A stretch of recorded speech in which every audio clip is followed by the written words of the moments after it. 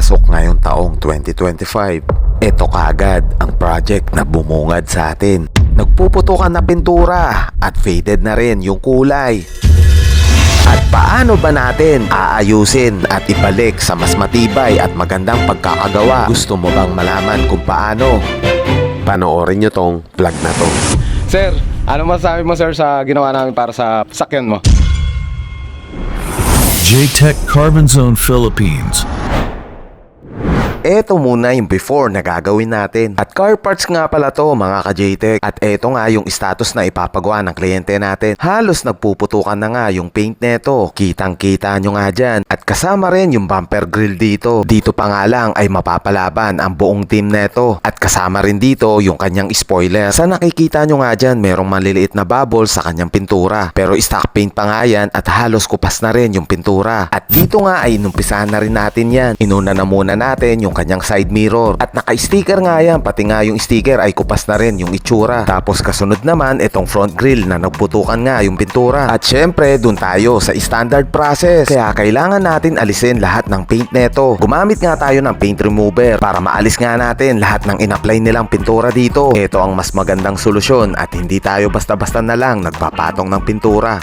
Tapos kasunod naman itong bumper grill at kita nyo nga dyan ay meron na nga natanggal na paint sa ibang parte. Kaya ang solusyon natin dito mga ka-J-Tech ay tatanggalin din natin lahat ng pintura neto. At dito nga ay gumamit tayo ng heat gun. Tapos sinabayan na rin natin ng pusher dito para matanggal nga natin lahat ng pintura. Para na nga nagmukhang sticker yung pinturang nilagay nila dyan. At bukod pa nga doon ay wala rin silang nilagay na primer dito. Kaya mabilis din talagang umangat yung pintura neto. Ito yung mahirap kapag hindi tama or kakulangan sa pag-prepare ng mga panel. Sa madaling salita, ang ginawa nila dito ay trabahong shortcut. Pasensya na. Yung tipong hindi mo na rin na-meet yung standard process at pininturahan mo na lang ay okay na. Kaya hindi rin magtatagal or ganito rin ang mangyayari sa gagawin nyo kapag hindi mo sinunod yung tamang proseso. Dito naman tayo sa kanyang spoiler at kupas na nga yung pintura neto. Sa nakikita nyo nga dyan ay nagre-create na rin ito ng bubbles sa kanyang stock paint. Kita nyo nga dyan. Aalisin din natin lahat ng paint neto katulad din ng mga ginawa natin mula nung una. Kaya back to zero talaga ang gagawin natin. Kaya gumamit na rin tayo ng sanding tools na maging backup sa atin at mapabilis na rin yung trabaho natin dito. Nakaka-challenge talaga itong project na to sa buong team natin. Pero dahil gusto natin mapaganda at maiayos lahat ng mga panels na to, ganito nga natin tinatrabaho at di natin sinasayang yung pagkakataon na yan. Fast forward tayo mga ka-J-Tech. Balikan natin itong front grill at ito na nga yun. Pero hindi pa talaga natin naalis lahat ng old paint neto. Kaya gagamit na naman tayo ng sanding tools para matanggal nga natin lahat ng paint na nilagay nila dito. Dahil hindi nga natin masasanding yung mga low spot. Kaya liliyain naman natin ng mano-mano para maalis pa natin yung mga natitirang paint neto. Sa haba ng oras at ilang araw natin tinatrabaho para mapatino nga natin itong mga panels ng kliyente natin. Kaya maya-maya ay may kita nyo mga ka-J-Tech yung final result. Kaya tapusin nyo tong video natin, alright? Pagtapos nga ng matinding bakbakan sa pag-prepare ng mga panels na to, at dito nga ay huhugasan na rin natin yan. Kasabay na rin ang pag-degrease para ma-make sure natin na malinis na talaga bago nga natin umpisa ng pagbubuga dito. Let's go! Dahil back to zero nga ang ginawa natin, kaya apply muna natin yung ating primer plastic promoter. At dito nga ay mas lalo pa kami na-excite sa project natin. At nakita nyo nga dyan yung pinagdaanan ng mga panels na to bago nga natin in-apply yung first layer ng primer natin. Pagtapos nga nyan, sinunod naman natin yung primer surfacer or sealer natin dyan para may apply natin yung base coat na kulay na ilalagay natin dito. Kaya after natin magbuga ng primer at napatuyo na rin natin yan, dito naman ay lilihain natin ng mano-mano ulit yan. Pero dahil alam nyo na nga yung proseso na yan, dito na tayo sa pag-apply ng ating base color. At black base yung gamit natin dito. Dahil pagkatapos nga ng pag-apply natin ng base color ay gusto nga ipa-hydroprint carbon looks ng ating kliyente yan. Kaya magma-manual season na naman tayo sa hydroprint services mga ka-J-Tech. Kaya tara at lubugan na! So what's up mga ka-J-Tech, at magma-manual session na naman tayo sa Hydroprint Services. At ang first print natin yung kanyang front grill at ito rin yung binakbak natin na pintura, no guys. Pero ito na yung 50% na ginawa natin. So naka base color na rin. So at least nagawa natin ng solusyon yung problema ng mga panels na to. At least tayo, tinatrabaho natin na maayos yung mga paggawa ng mga kliyente natin. Alright, so ayan guys, ganito lang yan i-print. So ang gamit natin is yung ating realistic carbon fiber. So, semi-transparent to. So, paano ba tayo mag-activate para mag-transfer dito sa panas na to? Let's go!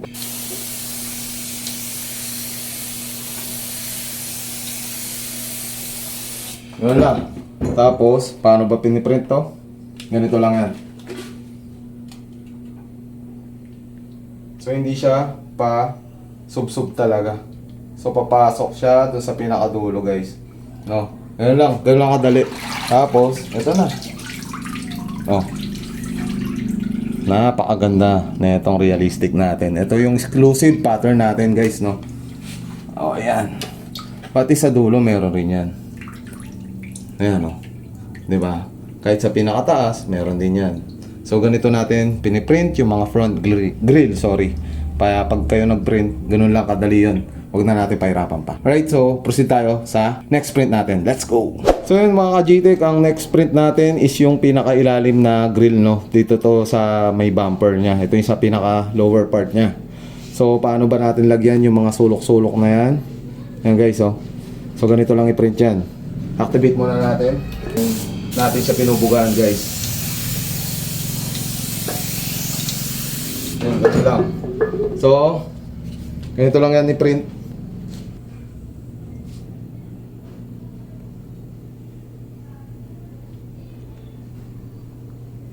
Yun. Tapos, shake mo lang konti. Ayan guys, oh. Yun. Kahit sa pinakailalim yan guys, meron din yan. Pakita natin. Ayan. Kita ba? Yun. So, meron lahat yan. So, ganun lang siya i-print guys, no? Yung mga curve niya, kailangan malagyan yan. Okay? So, meron lahat yan. Kahit dito sa gitna, meron din yan. Yun, no? Yun. Okay? So, ganun lang yung sa grill, sa ilalim ng sasakyan. Alright? Ang next print natin guys, yung kanyang side mirror. So, ito yung side mirror niya. Napaka-basic lang na ito. So, ganito lang yan i-print. Activate na natin guys. So, ganito lang siya i-activate. Same process lang.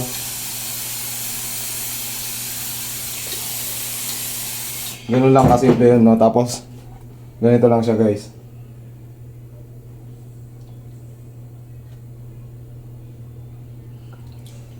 Yun lang.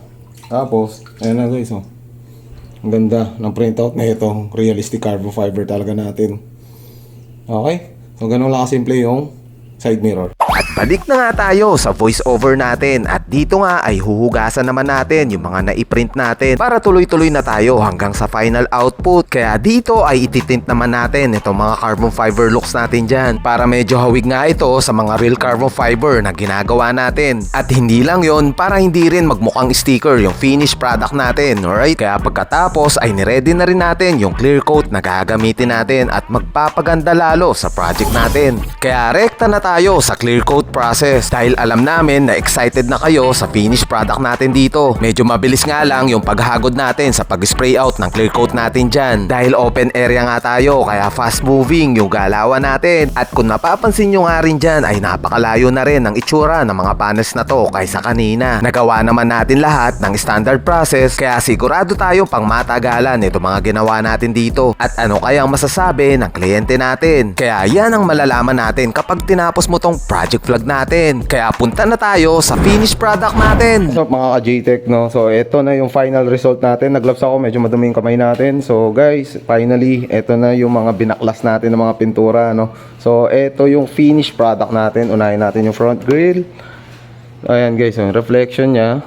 So, gamit natin dito yung ating exclusive pattern na realistic carbon fiber. So, nag-red tayo. Yan, guys, pansinin nyo. Naka-red siya sa kanyang logo. So, ang ganda.